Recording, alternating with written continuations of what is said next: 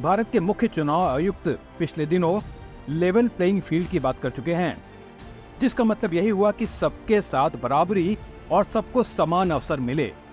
लेकिन क्या 2024 का लोकसभा चुनाव वाकई लेवल प्लेइंग फील्ड का चुनाव होगा? कांग्रेस को एक और टैक्स नोटिस, आम आदमी पार्टी पर एक और केस, दिल्ली के मुख्यमंत्री अरविंद केजरीवाल जेल में, झारखंड में हेमंत सोरेन नहीं है तो महाराष्ट्र में उद्धव ठाकरे और शरद पवार मुसीबत में हैं। इंडिया अलायंस के पास रास्ते घटते जा रहे हैं। विपक्ष लोकतंत्र खत्म होने के इल्जाम लगा रहा है। विपक्षी पार्टियां ये आरोप लगा रही हैं कि 7 चरणों में चुनाव की क्या जरूरत है और इसकी वजह से सत्ताधारी दल को सीधा फायदा होता है। अभी कुछ दिनों बाद से ही मॉडल कोड ऑफ कंडक्ट यानी इलेक्शन कोड के उल्लंघन के मामले आने लगेंगे, जिसमें यह आरोप लगेगा कि देखिए, विपक्ष के नेताओं के खिलाफ ही एक्शन हो रहा है, बीजेपी के किसी नेता पर कोई एक्शन नहीं। तो क्या वाकई बीजेपी सचमुच में लोकतंत्र खत्म करना चाहती है? अगर इन सब दावों को सही मान लिया जाए तो ऐसा करने के पीछे 3 ही वजह हो सकती हैं। पहली वजह ये हो सकती है कि विपक्षी पार्टियों का गठबंधन इतना ताकतवर हो चुका है कि बीजेपी उसको कमजोर करना चाहती है। दूसरी वजह ये हो सकती है कि बीजेपी को चुनाव में हारने का डर है और इस डर की वजह से ही वो देश में विपक्षियों को खत्म करने की कोशिश कर रही है। और तीसरी वजह ये हो सकती है कि बीजेपी को लगता है कि डेमोक्रेसी को खत्म कर उसे कुछ ऐसा मिलेगा जो अभी तक हासिल नहीं हो पाया, इसीलिए डेमोक्रेसी को खत्म करना जरूरी है। तो आइए अब इन तीनों डरों को बारी बारी से परखते हैं और देखते हैं कि हो क्या रहा है। तो सबसे पहले विपक्ष पर नजर डालते हैं। क्या विपक्षी गठबंधन जो है वो बीजेपी को हराने की हालत में है?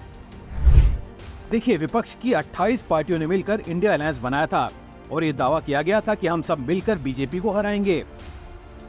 लेकिन इस दावे की असलियत क्या है दोस्तों?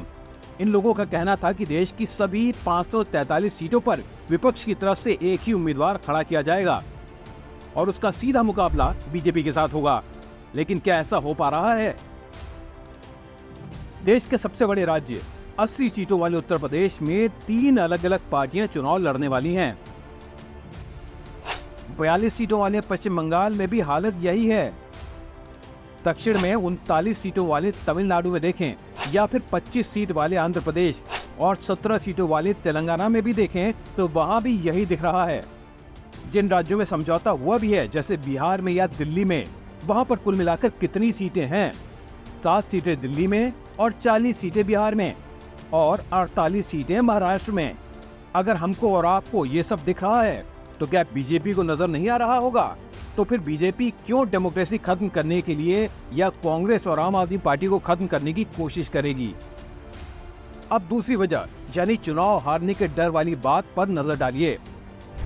2019 के चुनाव के नतीजों को देखेंगे तो 543 लोकसभा सीटों में से 190 सीटें ऐसी हैं जहां पर कांग्रेस और बीजेपी सीधे एक दूसरे के आमने सामने थे।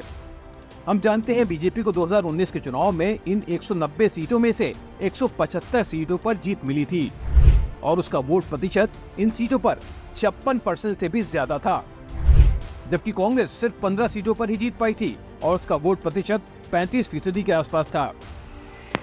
इसके अलावा 2019 के चुनाव में देश में 185 सीटें ऐसी थी जिसमें बीजेपी और किसी एक रीजनल पार्टी का मुकाबला हुआ था। इनमें से 57 सीटों पर रीजनल पार्टियां जीती और 128 पर बीजेपी जीती थी। यहाँ बीजेपी का वोट परसेंट 47% यानी 47% था, जबकि विपक्षी पार्टियों का 40%। लेकिन इनमें सबसे ज्यादा सीटें पश्चिम बंगाल, तमिलनाडु, आंध्र प्रदेश और तेलंगाना में हैं। और इन 4 राज्यों में से तेलंगाना में तो बीआरएस है रीजनल पार्टी के तौर पर, वहीं आंध्र प्रदेश में वाईआरएस कांग्रेस है और ये दोनों ही पार्टियां कांग्रेस के साथ सीधे नहीं हैं। बची तृणमूल कांग्रेस बंगाल में और तमिलनाडु में डीएमके। वैसे भी ये दोनों पार्टियां एक पोल पोजीशन पर हैं यानी मजबूत हैं और इन पार्टियों को कांग्रेस की सीधी मदद की जरूरत नहीं है। और इसके अलावा कांग्रेस और विपक्ष के तमाम नेता पहले ही कह चुके हैं कि अगर ईवीएम से चुनाव होगा तो बीजेपी जीत जाएगी। तो चुनाव तो ईवीएम से ही हो रहे हैं। तो बीजेपी के नेता भी मजाक कर ही रहे हैं कि बीजेपी तो पहले ही चुनाव जीत चुकी है, ऐसे में बीजेपी को किस बात का डर है। अब आते हैं तीसरी बात पर कि क्या बीजेपी ये चाहती है कि देश में डेमोक्रेसी खत्म हो जाए। इसके लिए हमें इस बात को समझना होगा कि डेमोक्रेसी यानी लोकतंत्र को खत्म करके बीजेपी को मिलने वाला क्या है। अगर बीजेपी के पास ताकत है, बीजेपी के पास पैसा है और बीजेपी चुनाव जीत रही है, तो उसको डेमोक्रेसी खत्म करने से क्या मिलने वाला है। कम से कम प्रधानमंत्री नरेंद्र मोदी के रहते ऐसा संभव इसलिए नहीं लगता क्योंकि प्रधानमंत्री नरेंद्र मोदी पूरी दुनिया में अपनी छाप छोड़ने की कोशिश में लगे हुए हैं। वे जहां भी जाते हैं हर जगह यही बात कहते हैं कि हम दुनिया के सबसे बड़ी डेमोक्रेसी के लोग हैं, और इसीलिए उनको इस बात की इज्जत भी मिलती है। इसलिए दुनिया का हर देश उनकी ताकत को मानता भी है। जिस दिन बीजेपी ने ये डेमोक्रेसी खत्म कर दी, उसी दिन से नरेंद्र मोदी डिक्टेटर के रूप में जाने जाएंगे, और अगर वो डिक्टेटर के रूप में जाने जाएंगे तो दुनिया में उनकी आओ भगत या इज्जत अपने आप ही कम हो जाएगी। दूसरा, ये कहा जाता है कि डेमोक्रेसी खत्म करके बीजेपी देश में एक हिंदू राष्ट्र बनाना चाहती है। ये भी एक तरह की काल्पनिक बात है। क्या ये संभव है कि देश को हिंदू राष्ट्र बना दिया जाए और यहाँ से 30 करोड़ से ज्यादा मुसलमान जो रहते हैं उनको किसी और देश में भेज दिया जाए? कौन सा देश इन लोगों को अपने यहाँ घुसने देगा? गाजा के लोगों को तो कोई ले नहीं रहा, जबकि वहाँ पर तो अगल बगल सभी मुस्लिम देश ही हैं। और अभी तो हम बाकी माइनॉरिटीज की तो बात ही नहीं कर रहे हैं। जब तक बीजेपी केंद्र में सत्ता में है और बड़े राज्यों में है, तब तक वो अपने हिसाब से कानून में छोटे मोटे बदलाव करती रह सकती है, लेकिन देश को हिंदू राष्ट्र बनाने जैसी चीज या देश में डिक्टेटरशिप लाने से उसको कोई बड़ा फायदा नहीं होने वाला। तो आखिर बीजेपी ऐसा क्यों करेगी? तो ये था दोस्तों आज का हमारा एनालिसिस। आपको कैसा लगा नीचे कमेंट बॉक्स में जरूर लिखें।